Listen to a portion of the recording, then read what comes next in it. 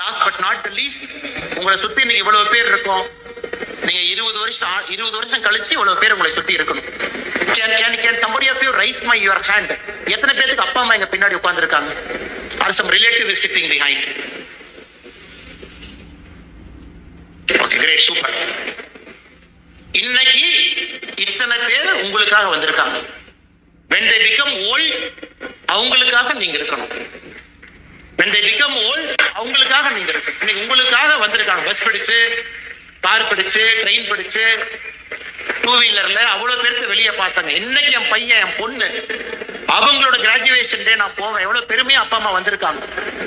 அப்பா அம்மாக்கு வயசாகும் போது நீங்க பக்கத்துல இருக்கணும்.